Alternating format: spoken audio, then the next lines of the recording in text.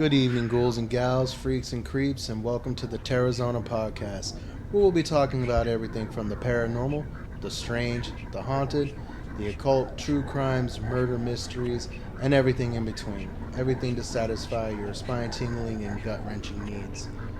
In today's case, folks, we're going to be talking about the Moffitt Family Haunting. For over 7 years, this family has faced just the most absolute horrifying and absolute crazy amounts of paranormal activities, from moving objects, objects appearing, possessions, you name it, these people have experienced it. It was so bad that this family was damn near driven to the point of almost insanity, literally, which we'll cover in this story. So, we're going to try and do this case the best amount of diligence possible. So, Eric, why don't you go ahead and take over for the rest of this, and we'll continue on. Okay, before we get into this, if anybody wants to look further into this case, there were two books written about the story. One is called The Deadly Haunting by Joe Albrick, and the second one is written by Deborah Moffitt, and it is called The Unwelcome. Deborah Moffitt is actually someone who went through this experience. In 1980, Deborah lived in New York. She had a pen pal named Bill Moffitt Jr. During many lengthy discussions, they found out that they both had a love for pro wrestling.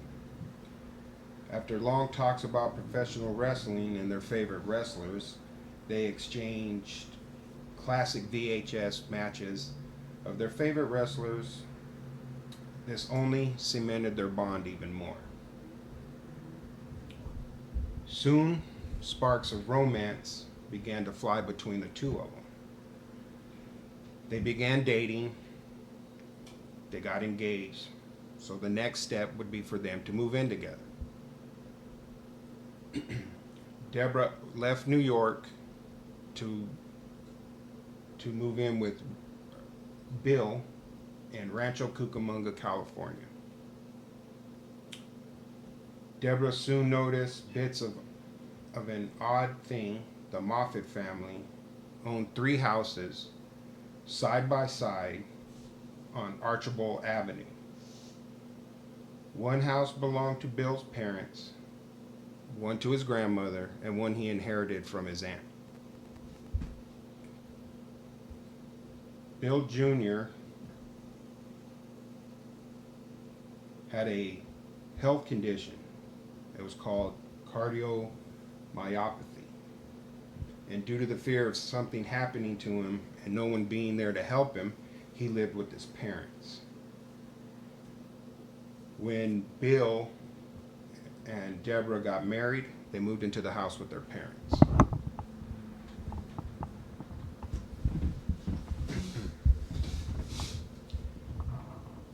Excuse me. Let's see.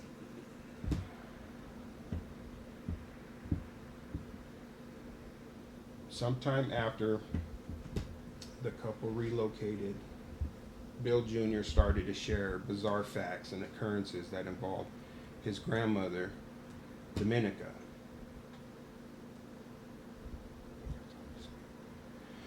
She had suffered a stroke and was hospitalized for some time. Eventually, medical personnel allowed her to return back to her home, but she needed 24-hour care. Word spread that the Moffitts needed a caregiver, and a Guatemalan woman named Juanita took the job to take care of Dominica. After a 2-year uphill battle, Dominica's health began to plummet. Her body stopped responding to the medications given to her by doctors. The Moffitt family, taking it hard due to Dominica's health decline, but Juanita took it especially hard because she not only needed the job, but her work visa was getting ready to expire and she needed to keep the job.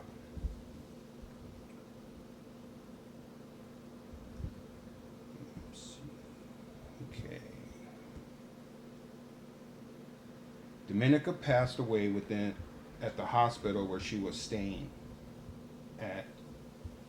So they needed to return to the home to start collecting her belongings.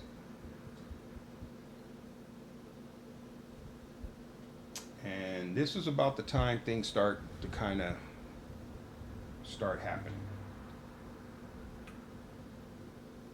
Sometime during the night that Juanita was collecting her belongings to leave Bill Senior, which is Bill Jr.'s father, received a phone call. Juanita was screaming frantically and screaming for help. Concerned, Bill Sr. and Jr. rushed to the house to see what was going on. When Bill Jr. and Sr. got to the door, Juanita rushes out the door absolutely in panic and fear. Lee, who is Bill's mother, describes seeing her being chased out of the house by a ball of light, which then disappears. See, that's something interesting, because the only other time I've ever heard about actual energy clusters or even colored lights manifestations is the entity case. I mean, I've never even heard of people even really being able to see orbs is not very common, let alone a mass ball of energy or light. Orbs normally don't look like balls of light. They look more like white, translucent little circles. Yeah, so this must have, whatever this spirit or energy force, whatever it is, that's packing a lot of juice.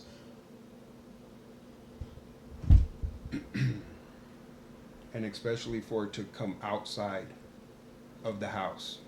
Yeah, because most spirits can't leave a property unless it's normally either attached to objects or a person.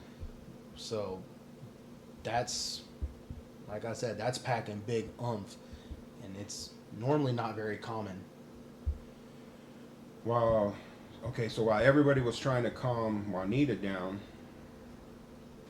and telling her to take some breaths so she could compose herself, all she kept saying was, "I'm sorry.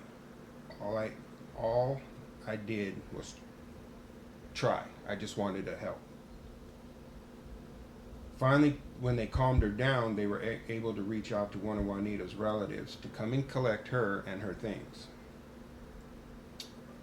When the relative arrived, this person proceeded to warn the Moffitt family, if they valued their lives, not to go back into the house.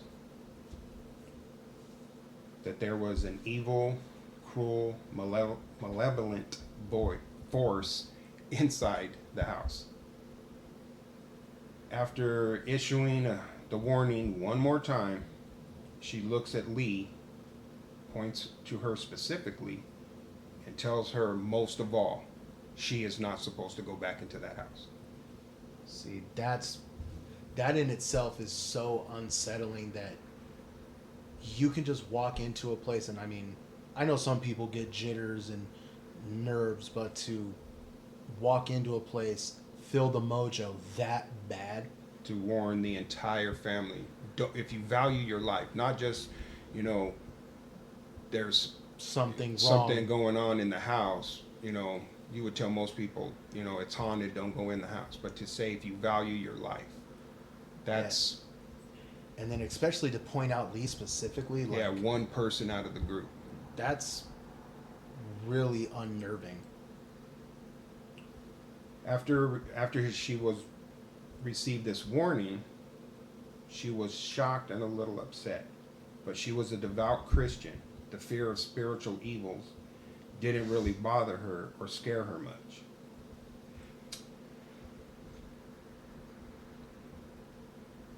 She knew she would have to take care of the property. She knew that she would have to go in there and remove personal belongings. It makes a lot of sense, because, I mean, who else would have to handle Dominica's affairs other than, Bill Sr., Bill Jr., and Lee? I think Deborah But Yeah, but Deborah being so new to the family, I don't think they would. well, I You mean, they know. just would have to go in and clean it out. You can't Yeah, leave that's the, you true. know, the grandmother's personal possessions. And time came for them to go back into the house to start the cleaning and removing of the items. Lee is one who discovered a broken rosary, melted candle wax, feathers, and blood. Using common sense, putting all the things together, she figured voodoo, Santeria, Yeah, I was right some about to kind point of that out. Especially with being Guatemalan with Latin, it had to be um, Santeria. some kind of ritual had taken place. One thing we couldn't find, regardless of how long we tried to find, it never stated how long the house they stayed out of it. To try and get ready to go and clean it, because you figure that had to sit there for a while for the candle wax, if it melted, to reharden. So it had to sit for at least a couple of days or a couple of hours at least. Um, and it also doesn't say if Juanita practiced any kind of Santeria, voodoo, anything like that.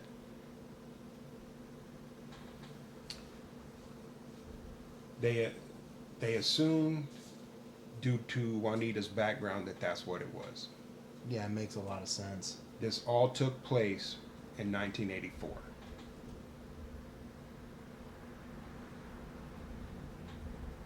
Eventually, the Moffitt family began renting out Domenica's home. They rented it to a local man. He asked Bill Jr. a lot of unusual questions like, has anyone died in the home? The gentleman began to explain that he had been experimenting with the Ouija board. Oh, that's not a good combination. Rituals and then a Ouija board on top. And then he's using the Ouija board and wants to know if anybody died. Yeah, it kind of sounds like he already made contact of some kind. Or was hoping to. Yeah, I wonder what would have made him do that, and if this guy had any Ouija board knowledge at all. Because if so, like we touched on in the whole witchboard episode, there's two purposes. You either use it as a summoning tool or a channeling tool, which is when you already know something is there and you're trying to get it to ramp up and show itself. So I kind of wonder if whatever's there started kind of implanting the idea in his head, because spirits are able to, kind of manipulate you, small forms of like possession, or what is that damn word they use for it, like control your thoughts kind of. I can't think of it offhand. Yeah, I'll remember when it's not important. The gentleman said he wasn't anything unsettling, frightening during his use with the Ouija board. I'm assuming he was just asking questions to find out if he had made contact with somebody, if somebody had died, or if somebody had died, so he could Connection make to the person probably too. Makes a lot of sense. Excuse me.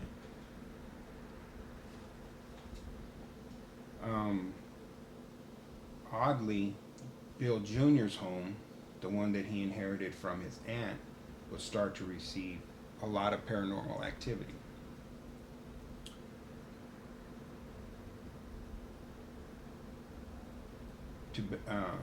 To go back to retouch a little bit on the beginning when we talked about Bill loving professional wrestling, he was a huge sports fan in general.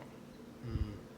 So, and he also liked to collect memorabilia for different sports teams and things like that. So when he rented out his house, one of the conditions was he could come in and out, because he had a specific room where he kept all his memorabilia.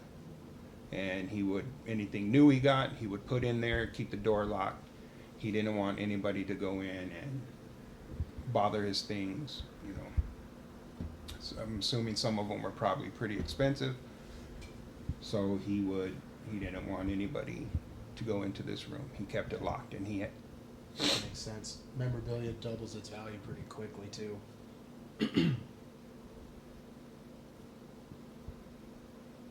he didn't mind showing the new tenants his collection, but only if they asked. He didn't like, oh, you got to see my. On one occasion, Bill Jr. went to check his collection, and he was amazed when he went in. Some of the bobbleheads that he had kept on mounted shelves were on the floor, making a bizarre design of a triangle with a tail.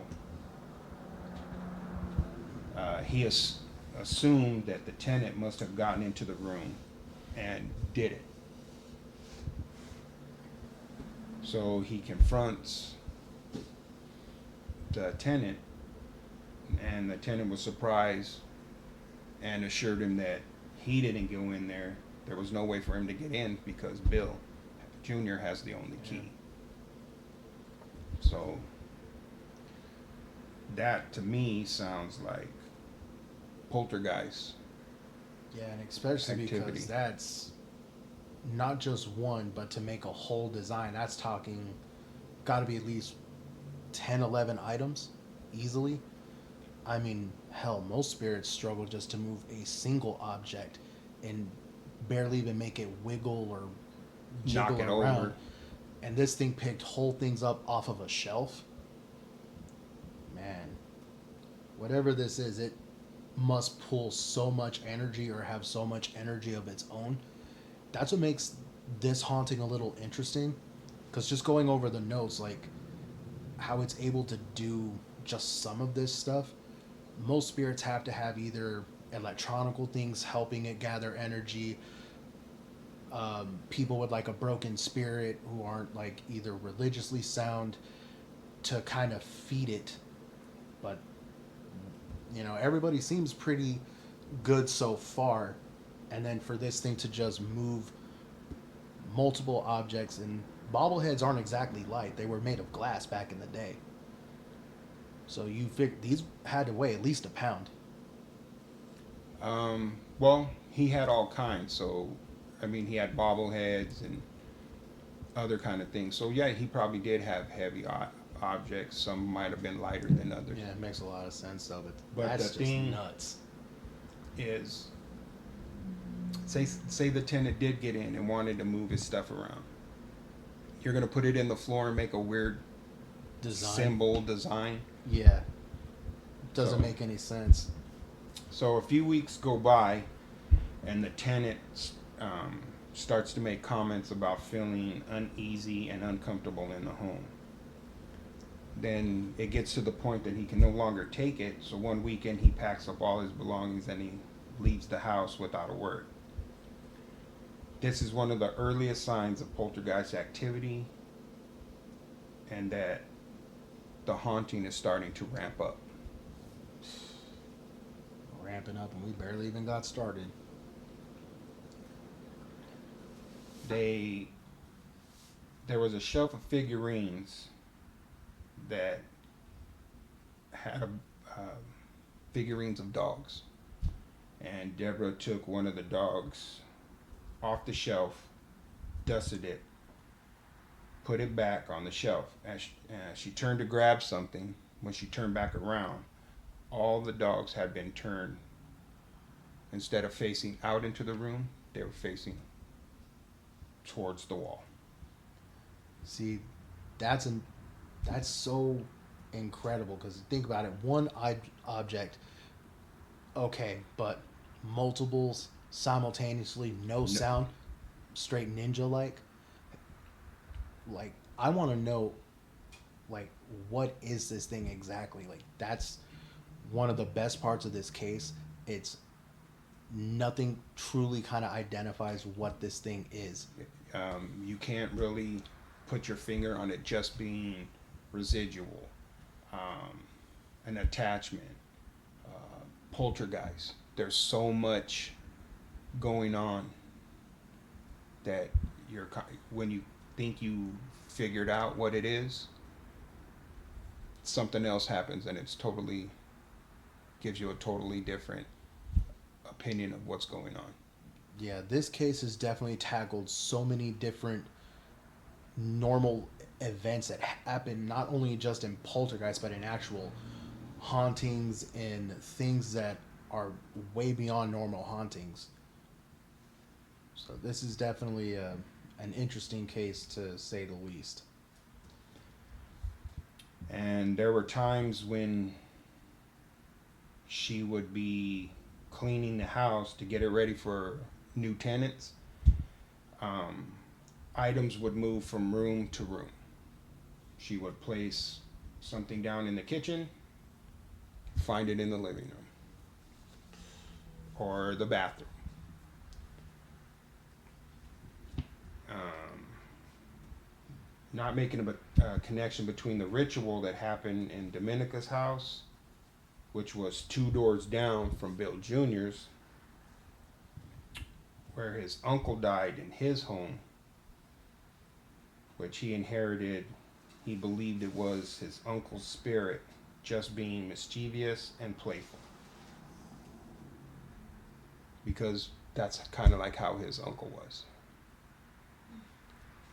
See, that kind of makes some bit of sense because with that ritual, the whole Ouija board thing, and then his uncle passing in the house. So now there is more than one connection to something that happens spiritually related. Because now, if did his grandfather go peacefully, something like that, it could have somewhat stained, like left a residual mark.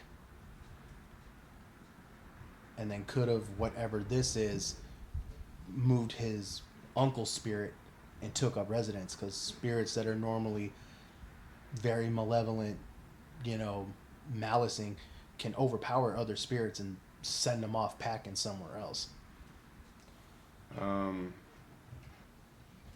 At this point, Deborah was kind of reaching her limit, and whatever was there, she told it to move on, or to move something. Sorry. To see where they wanted to see it do what it had been doing. And of course, when you challenge it, most likely it never happens.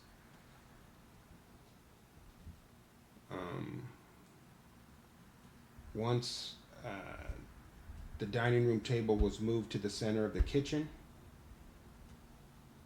another time they asked it to move a picture frame, and of course, once again, nothing happens. Excuse me. They went from one room to another to come back to sit at the table to find the picture frame they wanted moved was sitting on the kitchen table, front and center. So it's not that nothing never happened. They just could never see it happen. With their own eyes.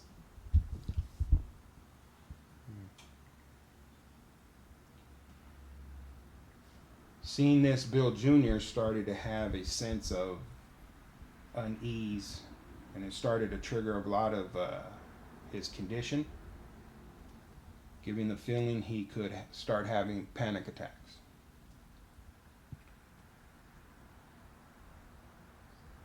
The strange thing about this is, even though Bill was feeling uneasy and he was worrying about his condition, his wife Deborah found it amazing what was going on. I do find that a little odd. Most people would react to Well, stuff like that being a little more. but that you do get those one people that think it's really cool, and they are amazed by it.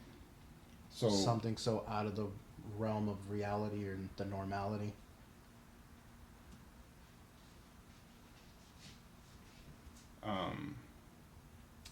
She was excited that the spirit, or whatever this entity or whatever you want to call it was, could hear and respond to them. The activity started to ramp up, And it was starting to not only happen in Bill Jr.'s, but all three houses were now starting to experience paranormal activity. See, that's strange because, as far as we know, there was only two houses involved with any kind of anything, Dominica's and Bill Jr.'s. So now the parents' house was now starting to experience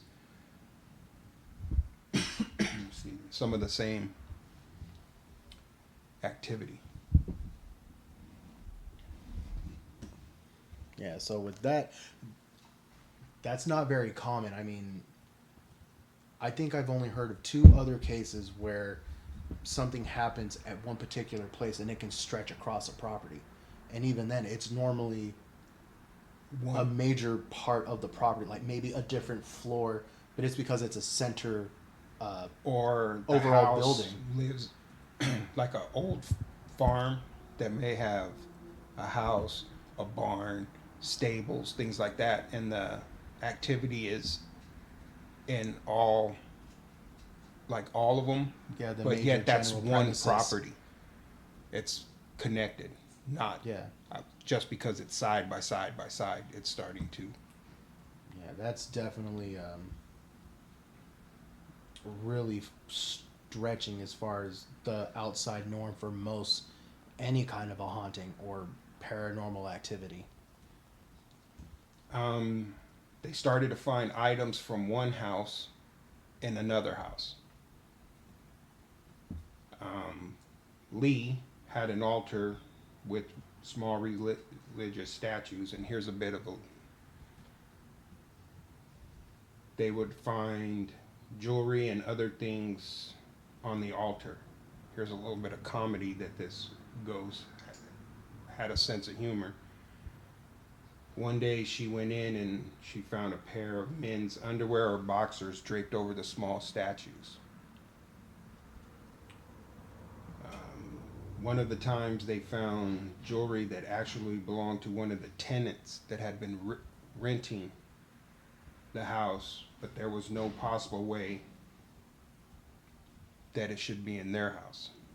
Yeah, especially because if he's renting a whole other property, he would have to go into their house. They would have to let him in, or unless he broke in. But again, why would you leave your stuff somewhere? Makes zero damn sense.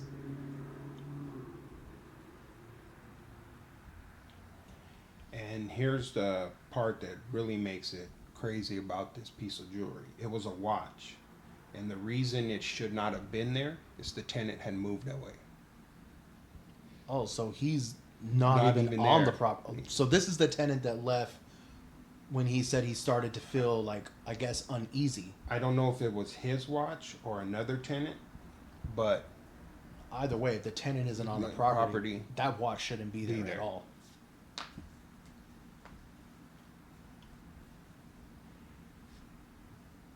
And what's crazy is even though this is all going on, Deborah still doesn't find these occurrences, frightening, uncomfortable. She still is in awe and still finds them amazing. I wonder if a lot of that too has something to do with the spirit itself giving it, because like I said, going back to the whole possession things, spirit influence, that's the word I was looking for and I couldn't remember it. If spirits can possess people, influence their thoughts, and give them like thought regression and stuff like that, I wonder if that's kind of what it was. Like, oh, it's okay, look, I'm just playing around with you, blah blah, and the spirit or whatever it is giving her that false sense of security. That, oh, haha, it's just funny little jokes kind of thing. I'm wondering if because she was in awe of it and thought it was so amazing and she was get excited when these things was happening, if it was feeding off that energy, which Yeah, is because most people fear them. So if you almost seem more encouraging, it would be like encouraging a person. You would make them do better. So that could be a contributing factor because nobody looks at like reinforcement into spirits. I mean, unless you watch like Ghostbusters, saying positive and consider nurturing things to it.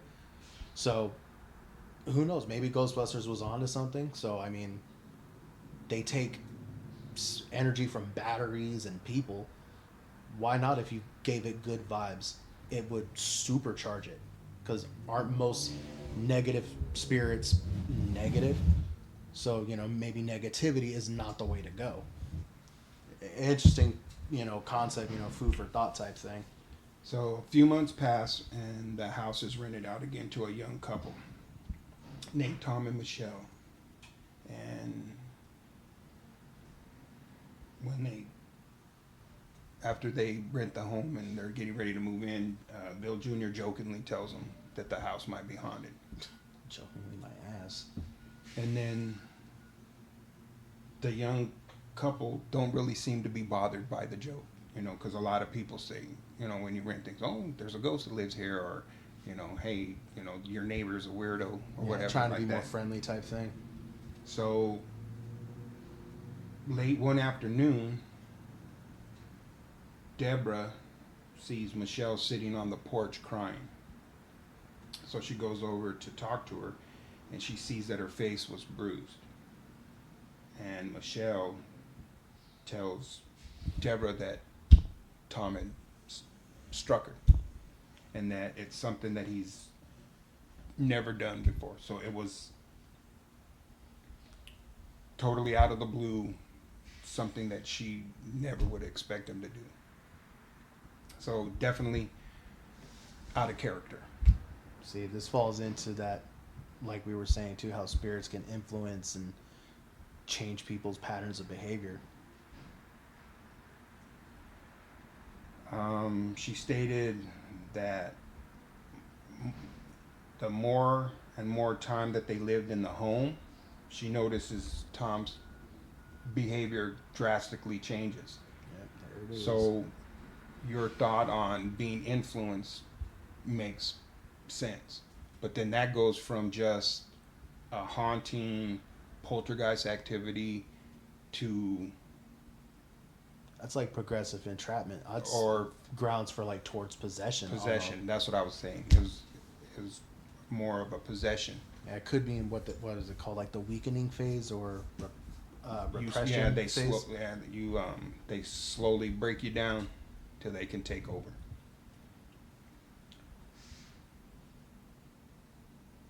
Another incident was when Michelle was talking to Deborah about how things were continually to spiral out of control. Deborah encouraged her to maybe leave the relationship or to seek help. It's kind of her. Everybody needs that help in hand. Some time had passed. Deborah bumps into Tom, asks how Michelle is and how he's doing. He says Michelle's run off, and a direct quote, they have ended their relationship. A week after the conversation, Tom left the house. After a few more weeks of Tom not returning, they realize he's not coming back, that he left.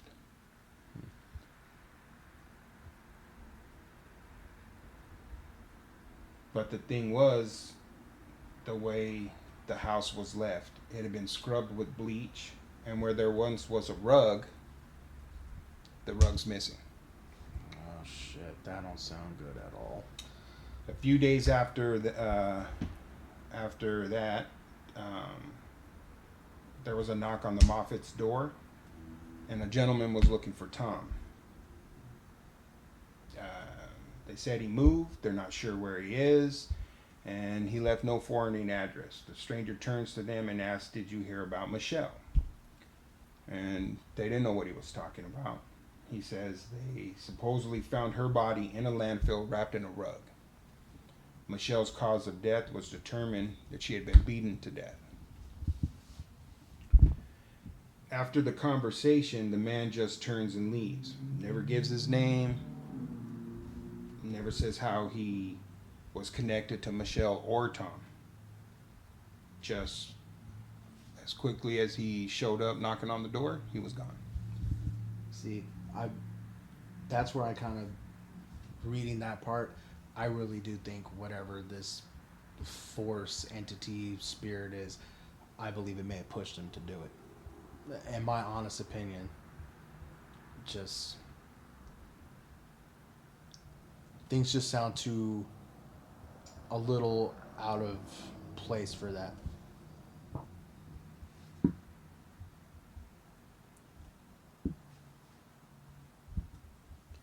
So, I mean, I'm I don't know.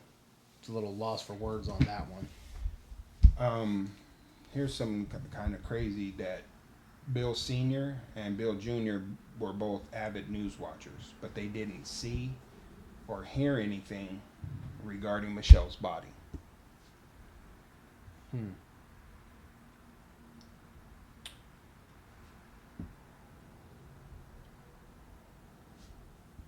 Um, Deborah wanted to take the information that she got from Michelle when she said that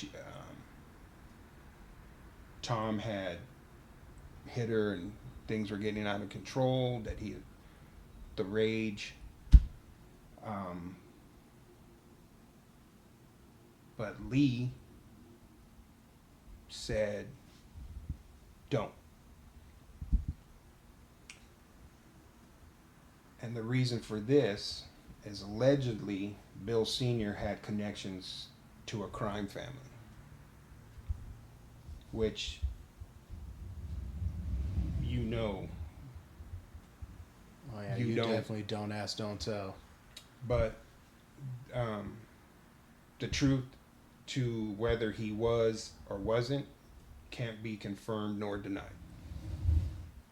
Yeah, because I think you would probably warn your new daughter-in-law, but at the same time, do you really want to fuck around and find out? The less she knows, the better. Yeah, because then that puts you in a crosshair of something.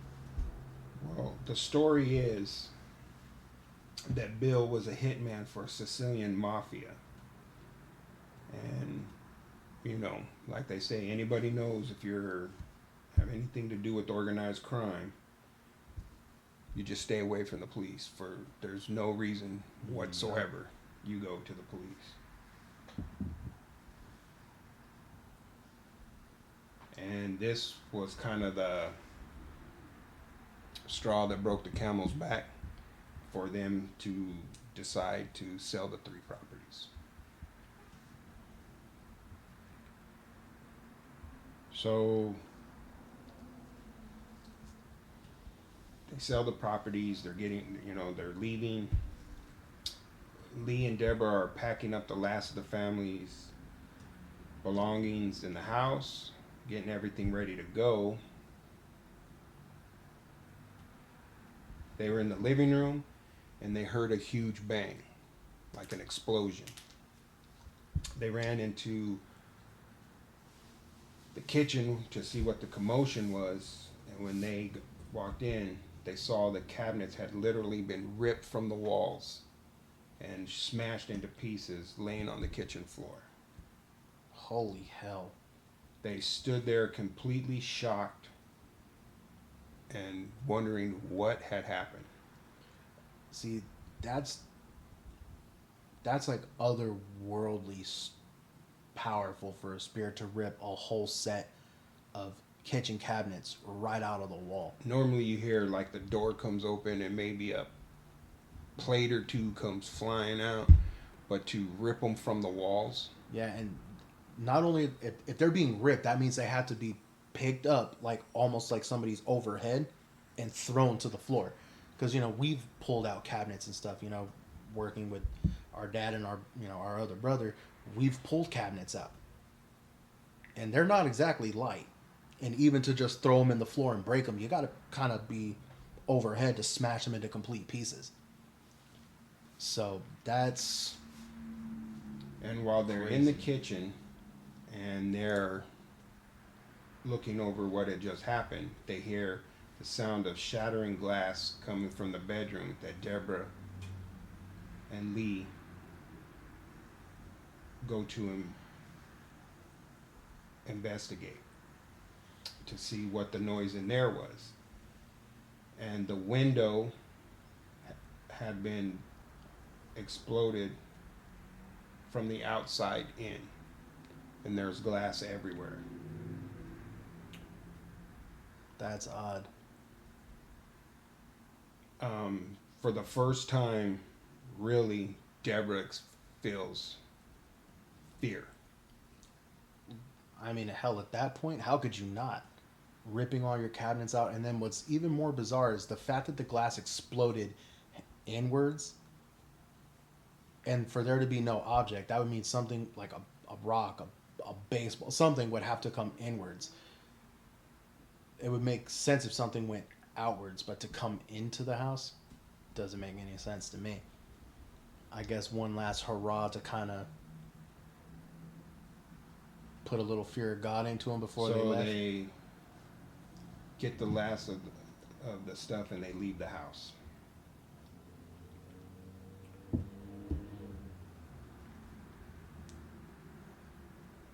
The year is now 1988. The Moffitts have relocated to a new home.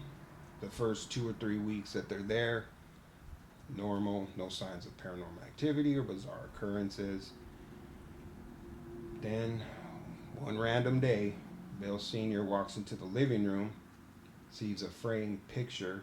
It's placed upside down, facing the wall.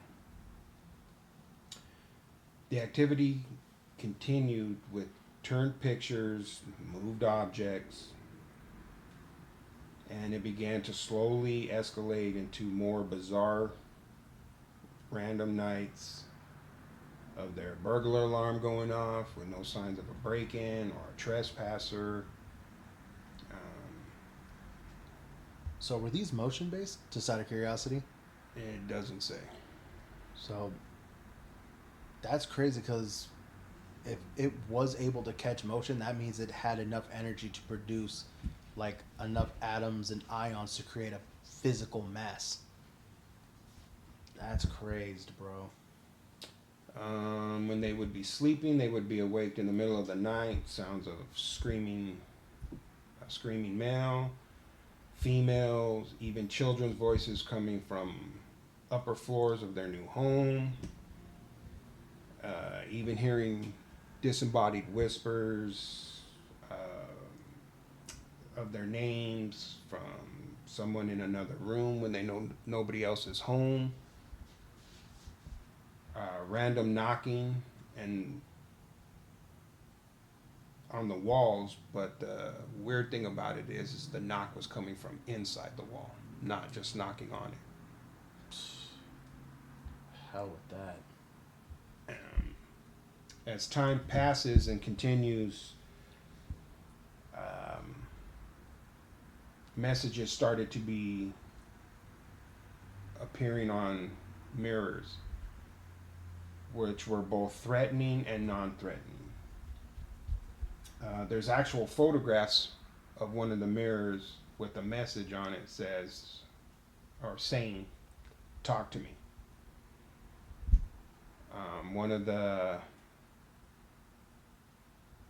Another message that they saw said, "Danger in the other room." Another one was, "You want to happen."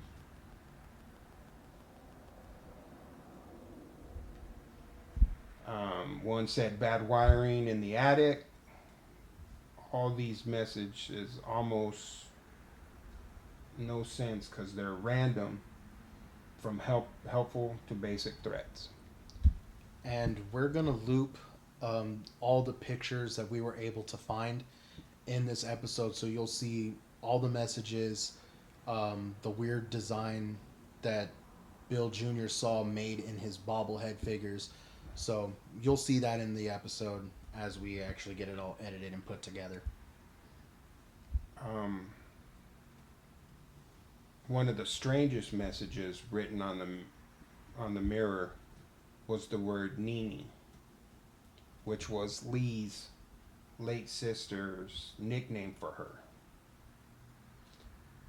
Lee thought Maybe it was her sister trying to reach out to her. Until there was another message that said, simply, you fools. Yeah, that doesn't sound pleasant whatsoever. The messages start to take a darker, more sinister direction. There's a photograph as well connected to the story where the mirror simply reads, I hate Lee. And in a fit of rage, Bill Sr. simply stated out loud, identify yourself to whatever, whoever this thing is that's been tormenting him. Well, the following day, he gets an answer, and on the mirror, it's the word Prince. I wonder if that has more like the biblical reference, you know, like what is it, Prince of Palace, Prince of Darkness type thing. I don't know. It could be many reasons that they use the word Prince. Yeah, because don't normally a lot of especially darker spirits want you to show how commanding they are. So it could have picked a name of authority. Is just another idea to show how powerful it was. So it picked a powerful feeling name. By now, they're starting to reach out to the church to maybe send a priest to bless their home. And when the priest does come, it's odd, but he won't go past the foyer. He says a few words, sprinkles some holy water, and leaves. Wow. Then the activity starts to ramp up even more. And they believe it's almost as if it's mocking a failed blessing. So now you're going from poltergeist activity to maybe residual to, in my opinion, almost demonic. Yeah, this whole theme seemed very demonic from about once the whole ripping cabinets and the like teleportation type thing with the objects, that whole thing just screamed out no good from the moment that part of the story kind of even came about. Well, though they felt like some of the messages had been dark or kind of threatening, I would have to say that this one message that was on the mirror a few days after the blessing of Lee die is probably the most dark and disturbing message of all. Yeah, you can't be much more point blank than that. They found claw-like rips in the carpet. They were starting to find symbols clawed into the walls. Obscure pentagrams, but the most common symbol seen was the triangle with the tail, like the symbol that was made with the bobbleheads. I really wonder what's the significance with this particular symbol. I don't know anything about like Wiccan, witchcraft, or like pagan. Well, so it wasn't just only in scratches and with made with objects. It was also found made with baby powder. It was in the mirror. So the triangle with the tail is the most common symbol that they repeatedly saw over and over again. So whatever this spirit is, there is some major connection with whatever this symbol is. In one of the bedrooms, they found a mattress that had been ripped and torn open. Things began to get very aggressive and so frequent that Bill Sr. and Lee didn't want to be in the upstairs floor by themselves. They decided to move to the lower floor with Deborah and Bill Jr. And once again, they got another message on the mirror saying no escape. So whatever this entity is telling them no matter what they do, See, they can't get away from it. and they're definitely getting a lot darker, a lot more aggressive too. First, Lee die, you fools. Now no escape. Jesus. It seems to be no matter where they go, this thing is following them around the house.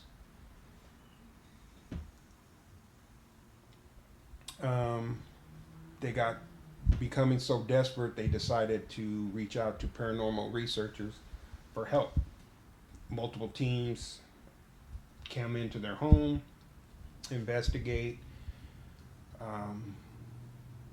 One particular paranormal research team came in with a psychic who said it was an ancient and very powerful entity that now dwell in their home. Discovering from the psychic the activity in both ferocity and aggression manifested tenfold. Sheesh.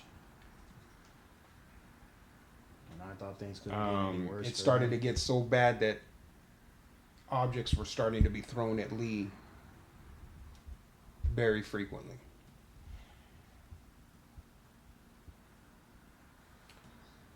It got so dangerous for Lee that she went to sit down in a chair in the dining room and felt a scrape on her inner thigh.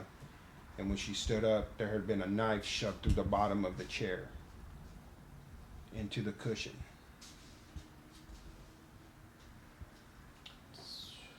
Wow. This would not be the first or only incidents involving knives and other sharp objects. They often would find knives and forks in places where people would sit or lay down. The blades were always placed meticulously where they would hurt somebody. Once Lee was getting ready for bed, she pulls back the blanket and finds 6 knives laying in the bed. Holy hell, dude. So whatever this thing is was definitely... This is definitely a very heavily negative energy. Was looking for a way to harm her.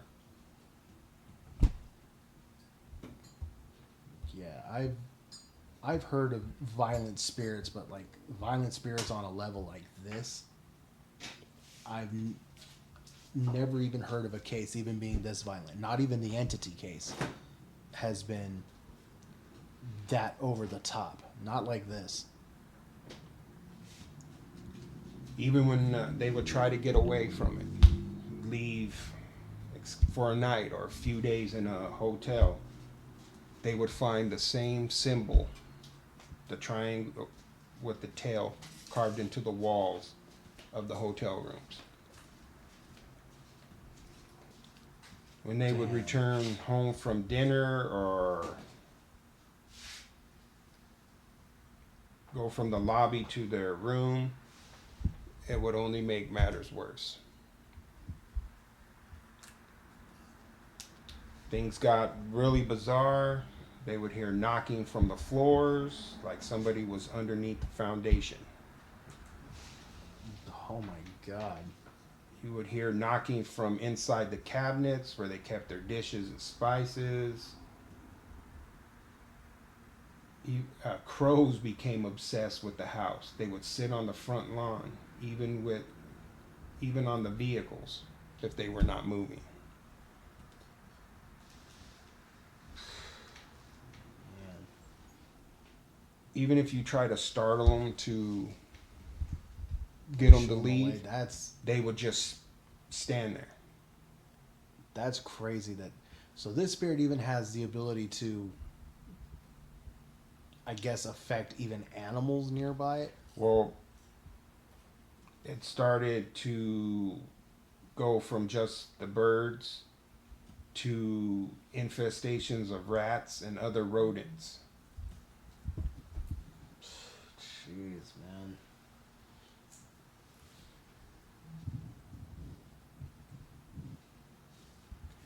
They started to write messages on the mirror, like the spirit was doing, to try to communicate to see what would happen. One of the things they asked was to not let the rats infest their entire house.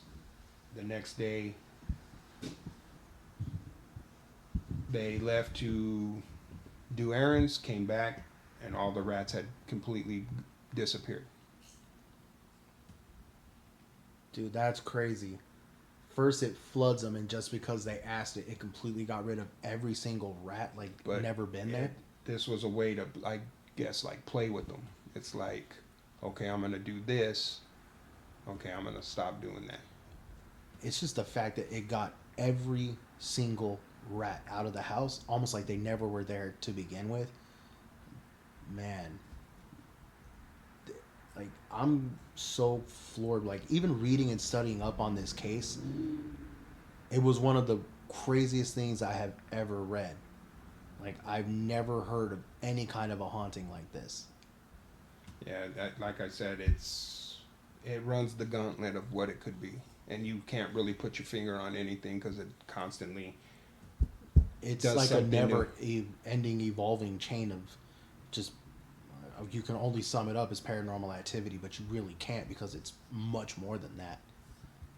This is such a unique case and the situation that this family had to endure for so long. Later, when the family would go to do random things during the day or dinners, just an evening away from the home, when they would return objects from where they had been or in the home. They went out for dinner, returned home. The waiter's name tag that helped them or served them while they were at dinner was on the kitchen table. Oh no, fuck that, dude. Like, you're definitely crossing leaps and bounds within the realms of reality with this haunting. Um, Everything that was happening was starting to take a toll on the Moffitt family. The activity was much more active and hostile at night, so they all began to just sleep in one room and stay up as long as they could. And they would rest, stay up all night, and they would rest during the day.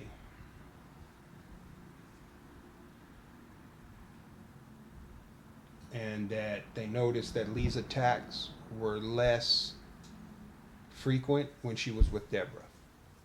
I wonder why that was.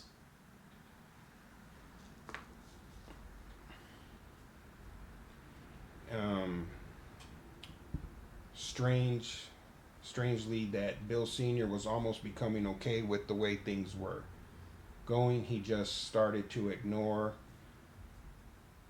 what was going on, but it was becoming increasingly irritating with how much money and time Deborah and Lee spent trying to figure out what was going on with all the paranormal researchers and different people they would have come in trying to figure out, what in the world is causing all this, how they may be able to get rid of it.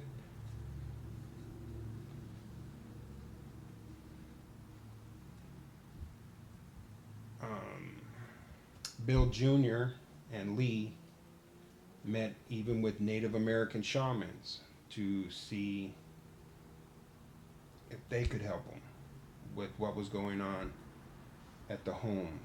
They asked if they could perform a cleansing.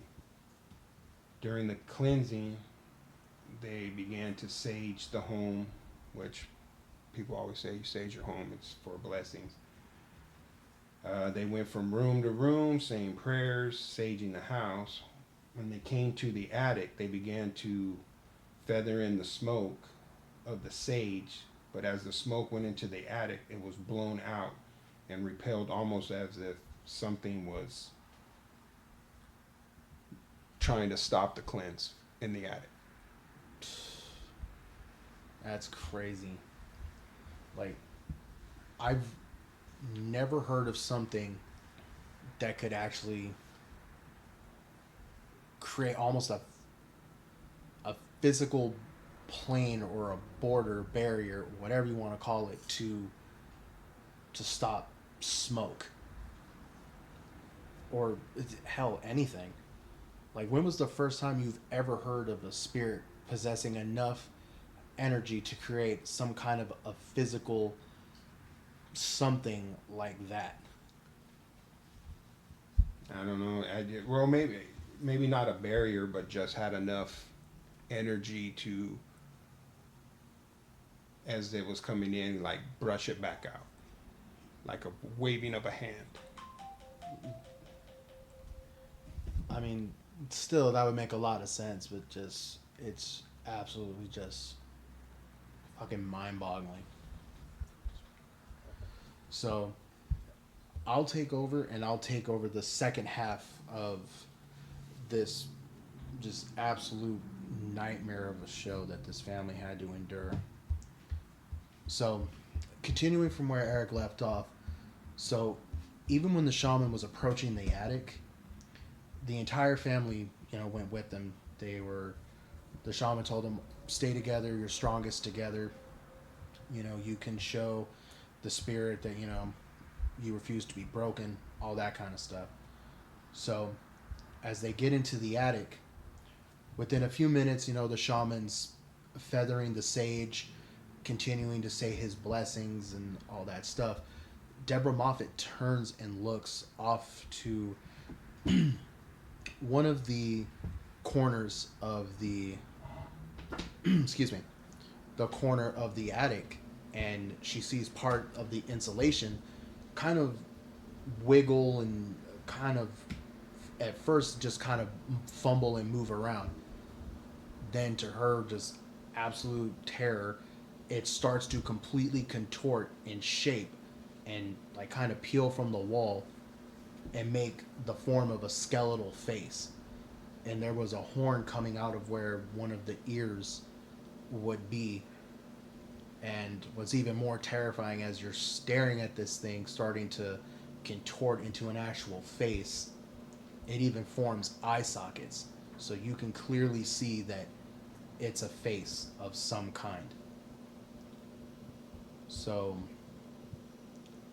after all that, the shaman, tells him that he believes that was whatever they were trying to cleanse and leave out of the house, making its presence known enough where they could actually see what they were dealing with.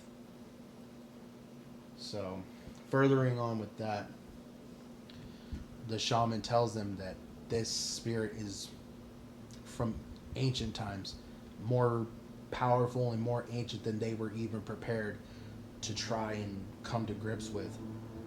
So what he did was, because he wasn't able to banish it from the house, he was able to banish it from the attic and into the family dog. So the dog, I believe, suffered from a sickness called Waldman disease. It's not particularly uncommon, but it's not really common in dogs either. It began to attack its intestines and suffer other organ failures and particular things like that. So they weren't able to really confirm nor deny was it the dog was actually just sick, or is what the shamans did the direct result to try and get the spirit to leave. So a paranormal investigator by the name of Gary Kent, which is not his real name, the Moffitts chose not to use his real name because at one point they considered him a friend, but I guess must have had somewhat of a falling out. he began to take, an interest in this case, seeing, that they were all friends and family. They found it odd he had such a deep interest in dealing with the case.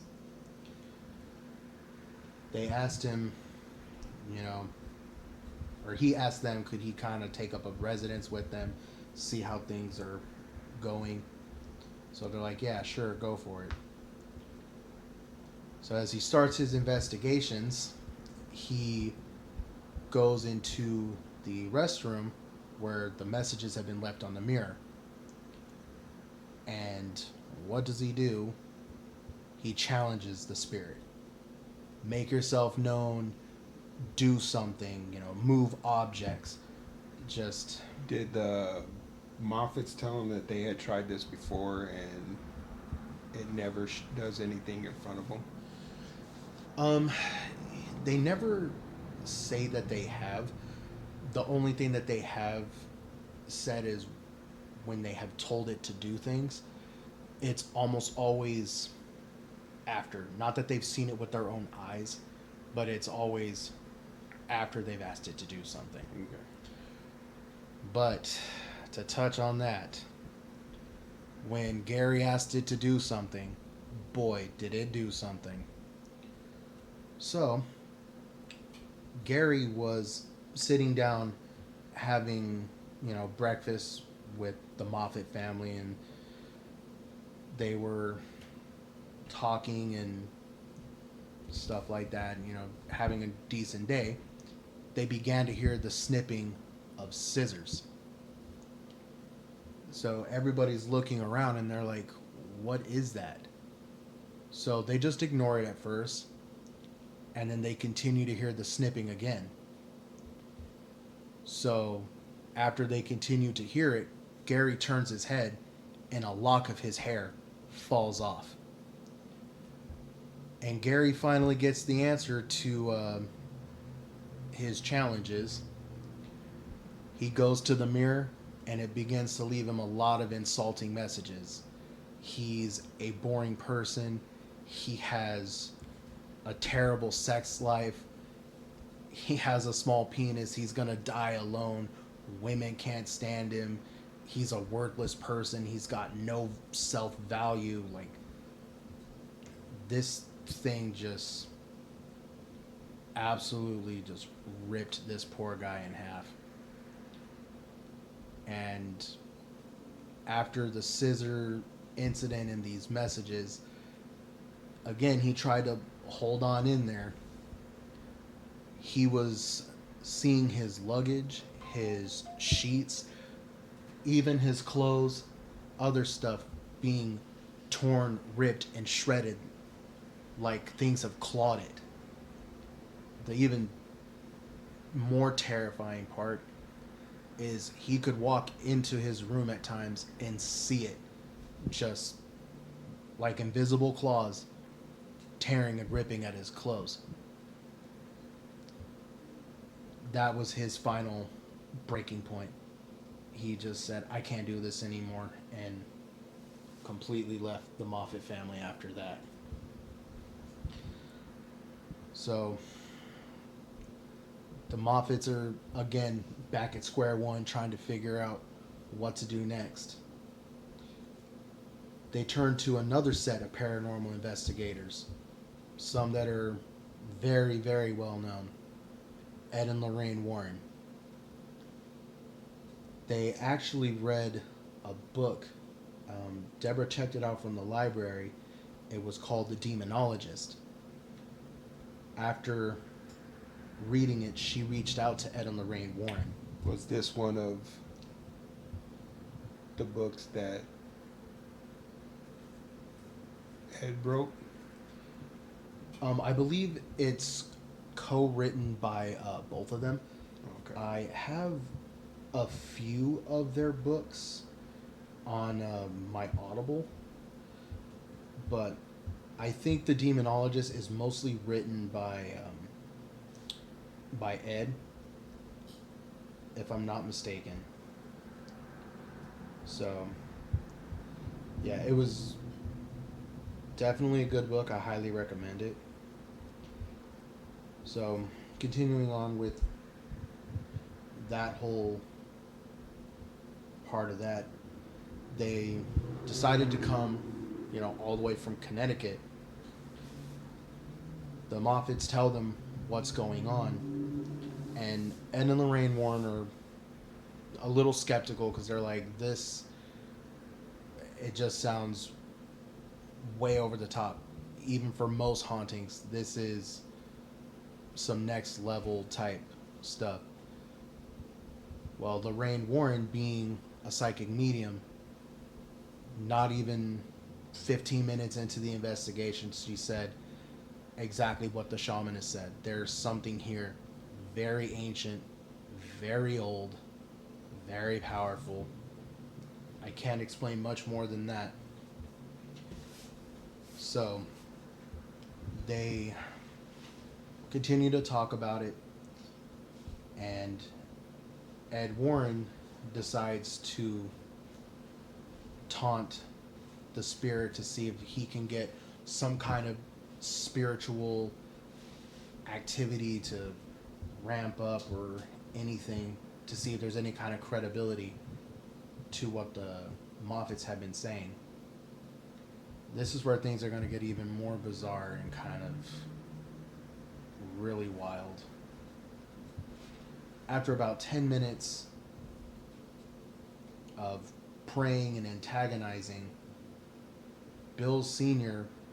begins to have some really strange behavior.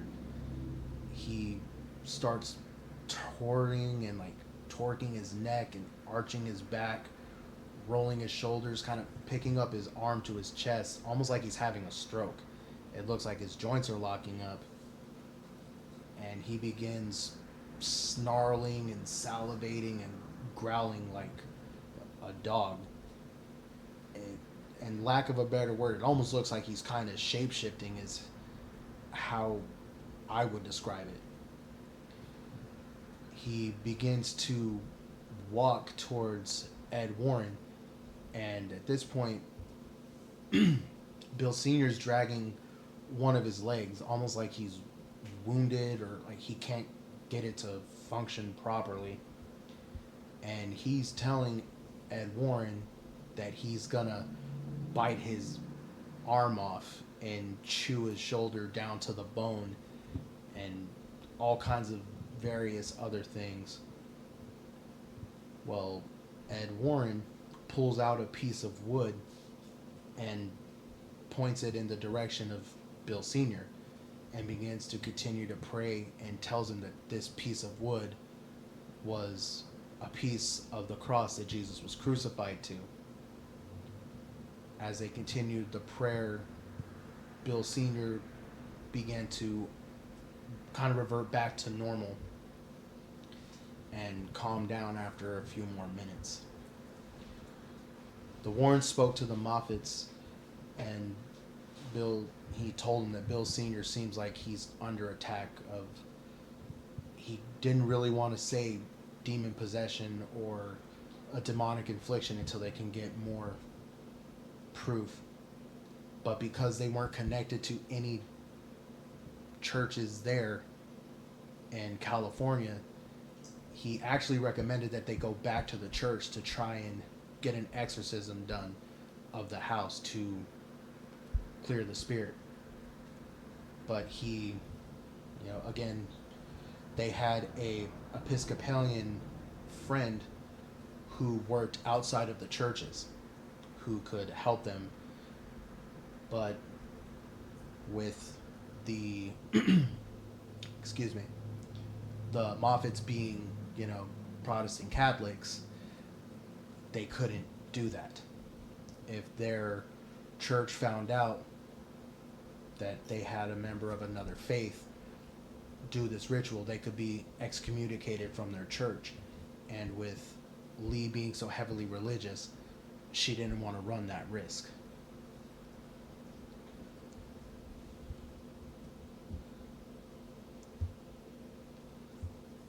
So was the piece of wood actually, or he just told the spirit that it was. Honestly, I could not tell you. I think it would be possible because, I mean, Ed and Lorraine Warren have such a huge collection of some of the most rare and occult items known to man. I mean, I think if there, excuse me, were pieces of the cross that Jesus was crucified on, I believe would probably be in the Vatican. Okay. I was just wondering because my thought was they were trying to see if if Bill Sr. was just making it all up. So he told him it was to see what his reaction would be to say, this is just a piece of wood. Kind of like The Exorcist. You're- It's holy you're- water. You're Flinging it on Regan. You're fake. Yeah, so it. I don't know. With that being said, the Moffitt said, we can't let, your friend do the blessing. Like, as much as we would, we just can't. Well, with them denying the help of the clergy, he's like, that's about all we can do. So they leave California and back off to Connecticut.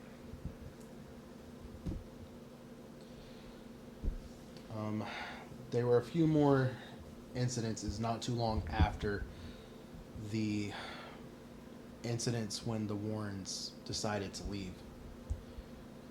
Now Lee is actually starting to be physically attacked, not just threats and knives with the chair. She's been shoved downstairs. She's been pushed into walls.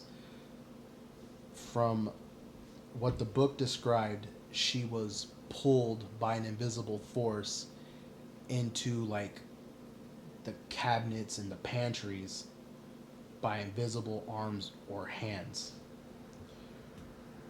One of the incidences was Lee started to like lose air. She felt like she was being choked and suffocated.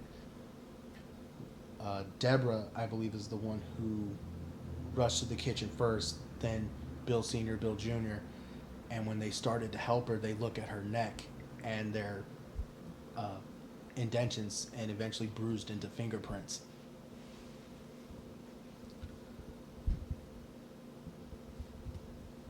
That's crazy. So it was just Lee being attacked physically? Yep. Almost all of this, since Domenico's passing, almost everything was geared towards Lee. And that's like the weirdest thing. It's, what is it about Lee specifically? Was it her faith that did it? Was it trying to break her specifically? I don't know. There's really no one place to kind of pull the trigger and aim at in this case. It's kind of here, there, and everywhere. So finally, Deborah Moffitt is starting to just have an absolute, like, she's done. She's breaking down. It's no more Prince. So to antagonize the spirit and kind of belittle it, she starts referring to him as Mr. Entity at this point. Well, now Deborah's actually given birth to her first child. So out of fear for her child, Deborah asked it, do not hurt my child. Leave my family alone. So in typical Mr. Entity fashion, the messages start appearing on the mirrors again. And the messages read, I will not harm your husband nor your child, but Lee belongs to me. Wow. The crazier messages even start to begin even much further after. Mr. Entity leaves a series of messages and tells the Moffitts about a story of a French monastery where there was a nun who was promised to be a blood sacrifice by these basically corrupted monks, and that Lee was the nun who was supposed to be sacrificed to him in a previous life. What the? And that's why it targeted her so much. That's the grand prize, was Lee's soul. With that being said, that was one of my thoughts about the ritual that they think Juanita did. My thought was that she offered Lee up so To save Dominica. so she could continue to work and stay in the country. See, that And then now has you crossed say my that mind as well. These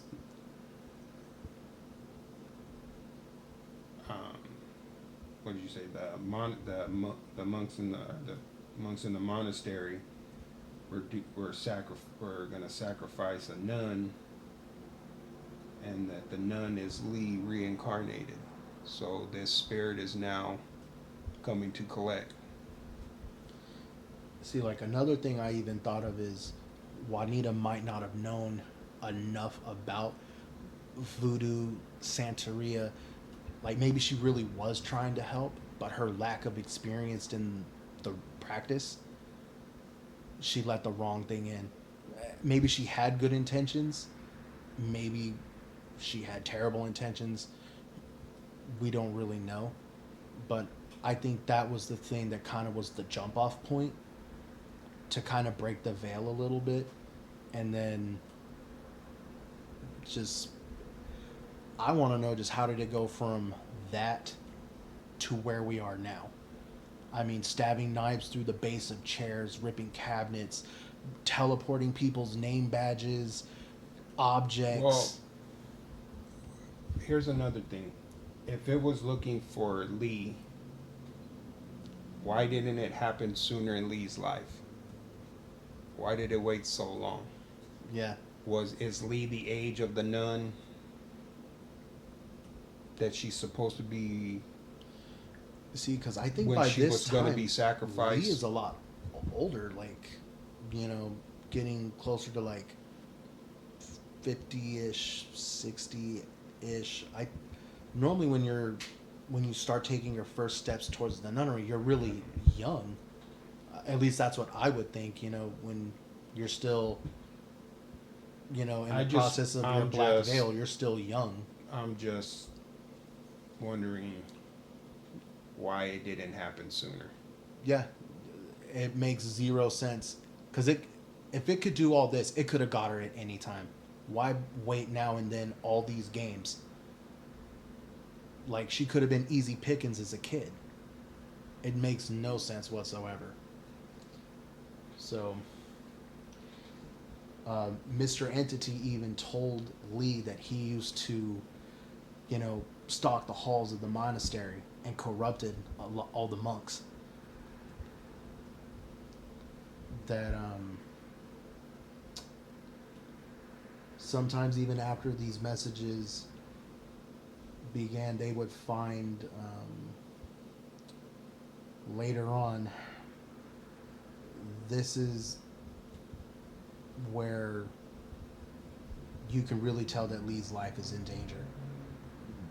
So a couple days after this whole nun story, there's another message by Mr. Entity. Lee will die in 10 days. And sure as shit, 10 days to the day of the letter, Lee ended up in the hospital. She caught a severe case of pneumonia. She was starting to struggle from other things with her pneumonia. She was hospitalized for several weeks.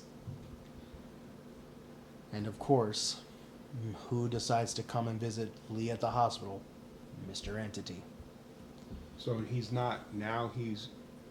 this Mr. Entity has went from one house to two houses to three houses, Followed them to their followed new to their home. new home, and now is following her to a hospital.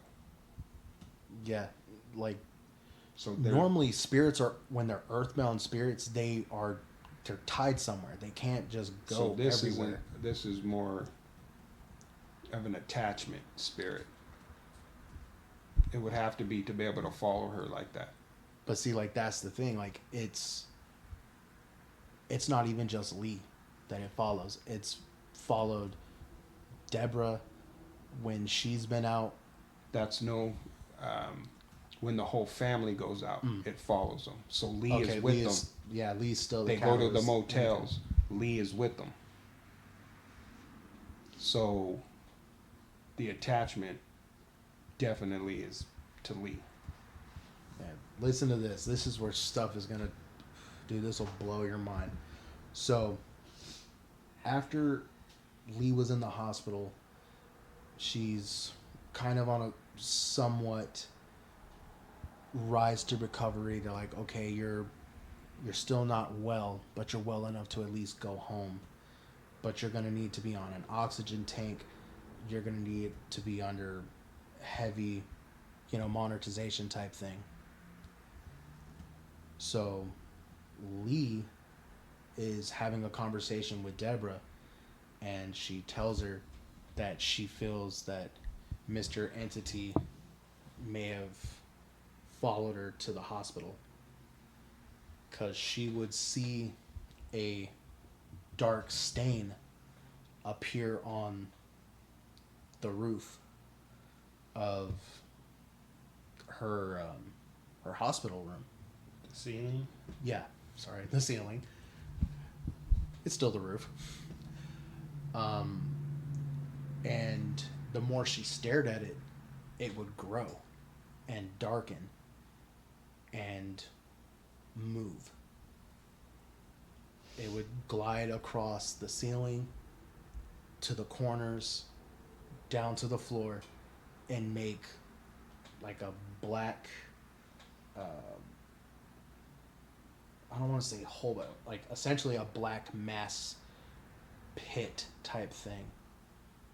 And it would raise itself up like somebody taking form, and arms would reach out. Out of this Mass. black mass? Yeah, and it would try to reach out and take Lee. But what's even stranger is a glowing white mist would form at Lee's bedside, and she said it would look like an elderly woman. She didn't recognize the elderly woman, but just another elderly woman. Lee believes it may have been her late mother protecting her from Mr. Entity.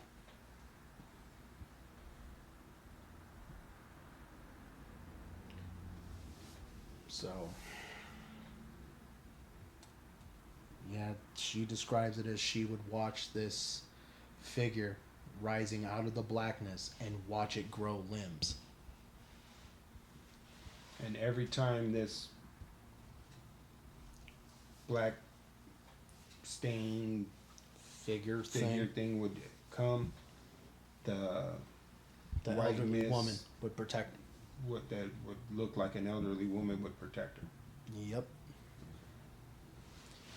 So, like I stated before, after she was on the oxygen tank, Mr. Entity still no give up. She would wake up sometimes from napping or just watching TV, like gasping for air, trying to reach for her oxygen tank. Her tubes were cut, or the tubes were completely pulled out of the oxygen tank. It started to get crazy enough now where the spirit was able to mimic voices. Lee would go to appointments for her doctors, and they'd be like, well, why are you here? She's like, well, because I have an appointment. Why else would I be here? That's weird because Bill Jr. has, you know, canceled your appointment, or, you know, Deborah canceled your appointment, or you even canceled your appointment. It was multiple doctors have told her that on several occasions when they would need to come and see her, or she would need to come and see them, that the appointments were canceled.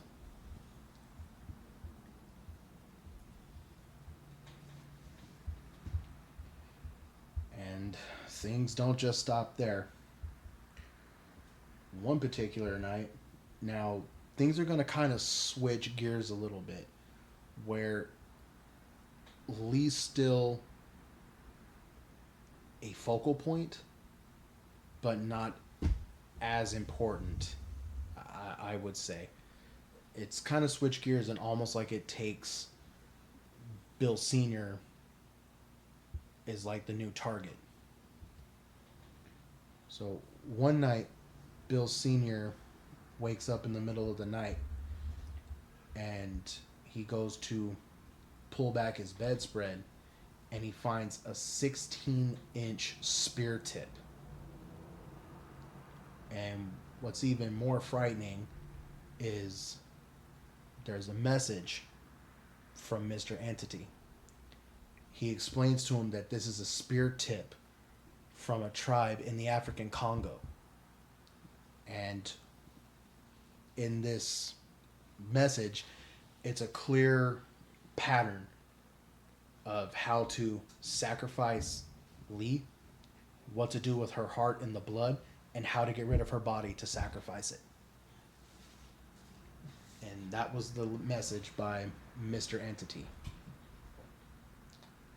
So, just absolutely flabbergasted and just complete and utter terror at this point, Lee and Deborah go to a local museum to see if this spear tip is legit. And it sure is. Another historian's like, yeah, this is probably like 12th century, 13th century from the Congo. They're like, how did you get it? And they basically just kind of, you wouldn't believe us even if we told you, type thing.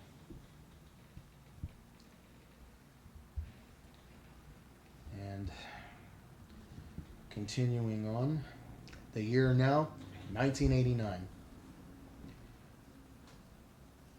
A parapsychologist by the name of Dr. Evelyn Padlini, who was a self-proclaimed witch and who often was on the radio show, Coast to Coast with Art Bell. She even co-founded the Satanic Church of the Nephilim. I think I'm saying that right.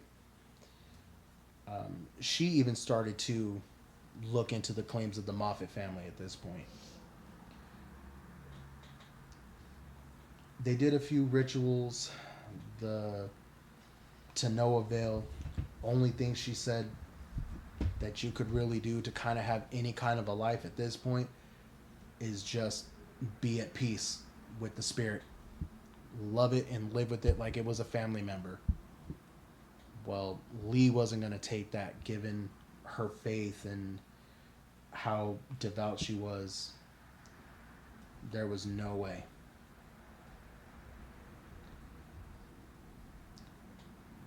The spirit was even getting to the point now where other bizarre happenings, even a little more bizarre, started to happen. Lee would find photographs with knives through it. She would be the only person with the knife through it in the photograph. And these are like family photos, but she's the only one with the knife through it. Continuing with the theme that the Mr. Entity was going to kill her. It was a pretty much cut and dry message at that point. So, some time later, again, strangely, as fate would have it, Mr. Gary Kent comes back into the picture. and tries to, again, stay with the Moffitt family. And he asks, would there be any way that he could try and get Mr. Entity to come with him to leave the Moffitt family. Gary would get his answer. So he wrote on the message on the mirror, would you come with me? Mr. Entity replied, okay, I'll trade your life for Lee's life. And Gary was not having that. Within a couple days, he was gone. So the Mr. Entity would have left with him if he was willing to exchange his life for Lee's. I don't think he wanted to stick around long enough to find out. And like I said, we're going to switch gears now where Bill Sr. kind of becomes more of the focal point. So after the spear tip incident and even more bizarre happenings, Bill Sr. would wake up in the middle of the night and Lee would catch him just kind of staring at her, and he would be whispering and growling and like mumbling and muttering and just staring at her. Not really awake, but not really asleep either. Just kind of lights are on, but no one's home. So after a few nights of this, Lee started to feel uncomfortable, and she recommended to Bill Sr., hey, maybe you should sleep in another room. And he goes, okay, well, I'll take the upstairs bedroom that used to be their old bedroom. And he picked it so reluctantly, not a shred of hesitation or anything, which is weird because remember, they found knives in that bed, all kinds of stuff. And that was, he said it in a blink of an eye that that's where he would be.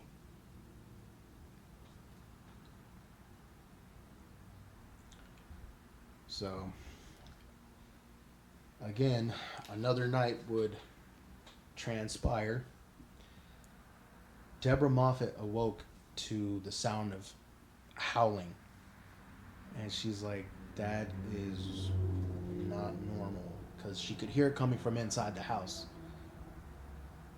So, as she's combing around the house trying to find it, as she starts heading upstairs, she hears that it's getting louder and louder. She opens the door to try and be, kind of quiet. It's Bill Sr. on the bed. And he's got his back arched and head completely tilted upwards like you would see a wolf howling. And he's just howling and salivating and baying up at the roof. So she shakes him trying to wake him up because his eyes are completely closed. It's like he's almost in autopilot. And what's bizarre is most people who sleepwalk or have some kind of a sleep disorder like that, normally when you shake them, they wake up, right? Not him. She shook him, and he just laid back down on the pillow and just passed out like it was not a big deal in the world, just right back into a complete deep sleep. Mr. Entity would leave another threatening kind of message.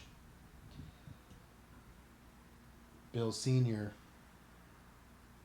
was, I guess, may have been having secret communication with Mr. Entity. Lee said that she's seen him walk by a couple times from the restroom where there was stuff on his hand, looked like soap, that he may have washed off the writings. So when Lee asked Mr. Entity, was Bill Sr. having communications with you? All he said is, that little prick is trying to kill Lee.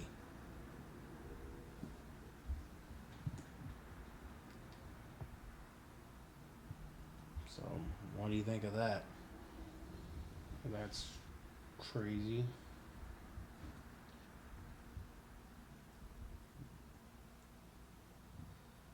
Let's see. So, after all that stuff going on, Lee felt the next best option was maybe an exorcist to try and purify or get rid of, again, help Bill Sr. Lee met a exorcist at a bookstore by the name of Steve Blake. He worked independently. He was, obviously trying to help Bill Sr. after Lee kind of explained what was going on. One of his bizarre methods, though, for this ritual that he was doing is he required a sample of everybody in the house's hair and a photograph, or photographs of everyone in the house, which I kind of found odd. But with, again, Bill Sr. seeing more investigators and more priests in the house, he's becoming more and more agitated. So he's kind of enraged at Lee at this point. He's like, more investigators? She's like, yeah, it's just, other investigators, not to arouse his suspicion that this person's here to do a cleansing or an exorcism. So Mr. Blake, of course, begins his exorcism. Within a few minutes, Bill Sr., again with this weird animalistic, shape-shifting transformation type thing, snapping his neck around and torting his back and salivating and snapping, he began to, again, just like Deborah found him, howling and all of that. He was in a rocking chair. So this happened when Mr. Blake started the within a few minutes of the exorcism or cleansing. Yeah. Well, it was starting to get so out of hand that Lee and Deborah, everybody was worried for Bill Sr. to hurt himself, that Bill Jr. had to restrain him in the chair. And again, it would be another failed attempt. Mr. Blake said the same thing. I banished one spirit, but there's another spirit here that refuses to give up. And it's way past something I'm able to do.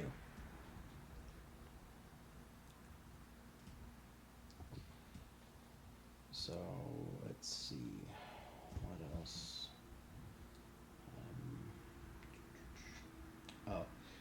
Direct quote said, I was able to expel one demon from the room, and the other presence is so powerful that it overshadows the entire house, he said.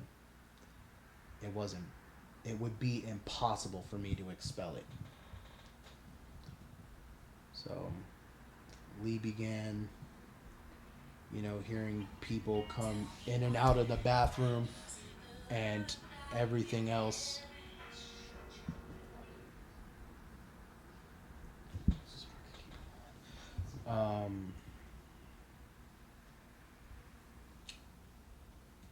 Bill Sr. still continued to show bizarre behavior, and Lee told him that he should probably begin seeking some kind of a psychiatric treatment. So they go. He is under a 48-hour observation, and they don't seem really anything wrong with him. And within a few more days, they say, yeah, you're good to go. Well, one of his therapy sessions, he tells him about the entity and everything that he's been going through. And then after he tells him that, they decide to run a 2-week test.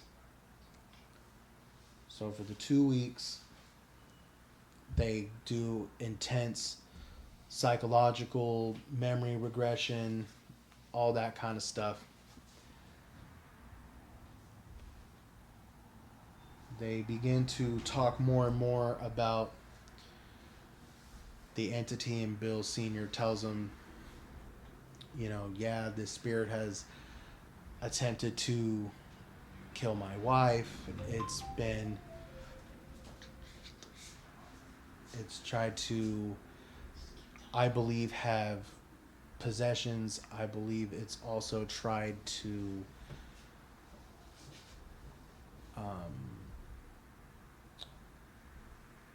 manifest in other ways. I believe it may have led to our family dog having some kind of health issues. And the therapist was like, okay. So now, after all the 2 weeks of all these tests and stories that Bill Sr. has told this doctor, Lee goes to pick him up from the psychiatric hospital. So the psychologist or psychiatrist, whichever one they are, dude's a class act. He lets Lee walk Bill Sr. up to the car and ask him, is there anything she needs? Nope. And as soon as she goes to leave, what does this doctor do? Excuse me, Miss Moffitt, I believe you're making this whole damn thing up. I think you need psychiatric help. All because they found Bill Sr. to be competent. They seriously thought Lee made this whole thing up. And then Bill Sr. is kind of like, Munchausen syndrome thing. Like, you're just sick because everybody else is sick type thing. So, of course, she kind of gives a big FU to these doctors and then gets in the car. Bill Sr. doesn't miss a beat. You're an embarrassment to me and this family. And she's like, you know what? That's it. Dealing with this spirit, dealing with this. I'm almost died. You're obviously not in the right space anymore. I'm done. You're leaving. I'm kicking you out. I'm filing for divorce. This thing pushed them that far. It's yeah, I have no words. When it was all said and done and Bill Sr. finally left the house, he gets all his belongings, he turns, points, looks right at Lee, and tells her, I'll be back.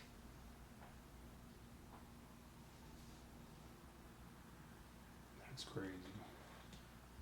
So, with Bill Sr.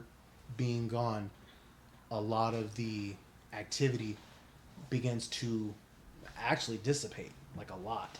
It still happens, and its frequency isn't as much, and it's still kind of not as bad. But lo and behold, who should come back for a third time? Mr. Gary Kent. Again, down on his luck. Swear to God, this dude can't keep a job or something. Or he's just an idiot. He asked, I need a place to stay. You guys think you can help me out? So they're already, I think they're kind of sick of this guy with just the spirit, him, and their weird on again, off again friendship. So again, he asked the Moffitts. Some stroke of luck should happen. He gets offered a job in England. So again, he asked the Moffitts, can I take Mr. Entity? I feel like he can improve my life. I need him. So for this guy to be like, yo, I need him, that's weird. He cuts your hair off, tells you you have, micro penis. You're gonna die alone. You're an empty vessel. You're worthless. After you have everything that the Moffitts have been through, and everything that he experienced every time he was there, he still wants to take this entity with him. Yep. So, of course, the Moffitts are like, you don't want that. Hell, we don't even want it. We've been trying to get rid of him for almost 9 years now. 7 years. Yep. So, Gary keeps messages to Mr. Entity, keeps on and keeps on, till finally Mr. Entity agrees. So, they go to take Gary to the airport, and there's one last message from Mr. Entity. Goodbye, my family.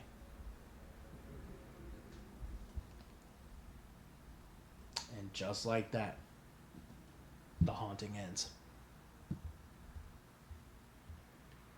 This all started in 1998, peaks in 97, and does not end until 1992.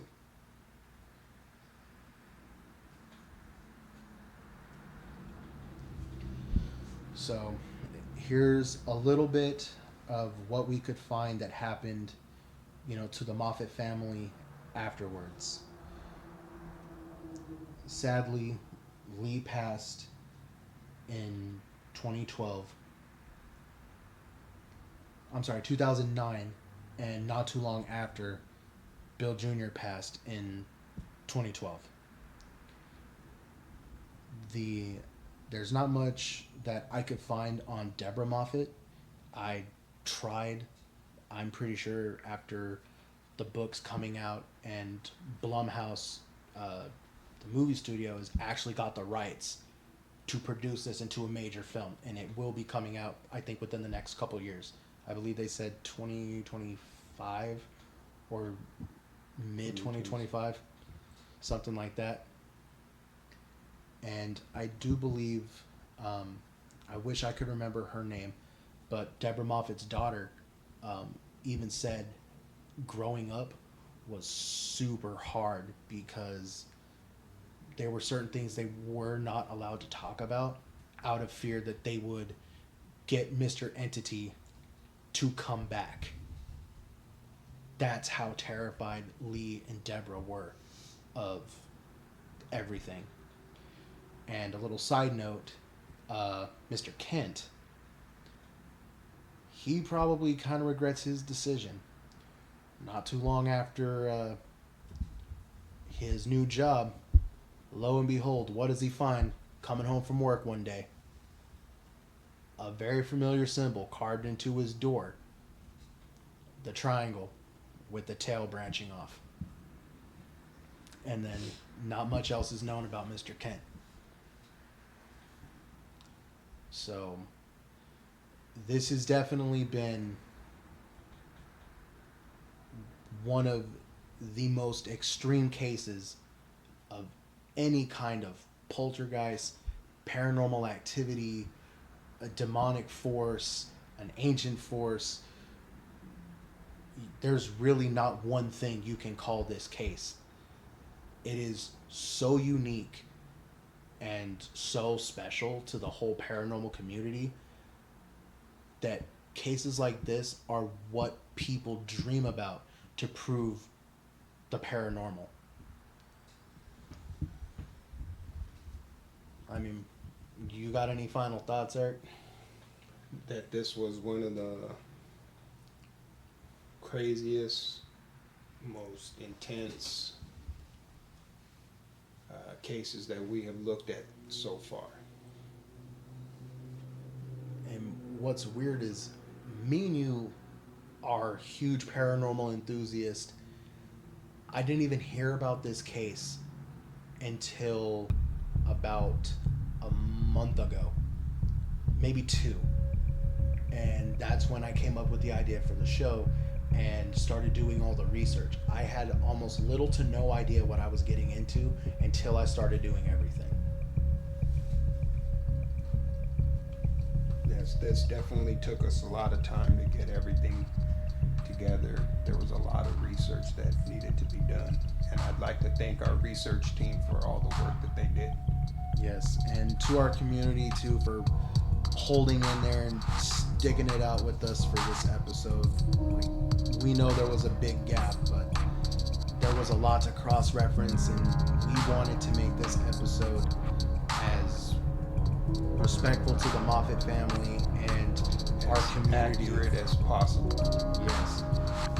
After everything they endured, they should not have this case be like a half-ass, half-hearted discussion and fiddle-faddle type of episode. So that just goes to show you folks, with the paranormal, you're always stepping into a world of the unknown, the dangerous, maybe the pleasant. So always, approach with caution and always take an entry. Never be the one to, oh, you're a bullshitter, because the one time that the stuff happens to you could be that one person who kind of changes the whole landscape for that person. So, with that being said, folks, good fright and good night.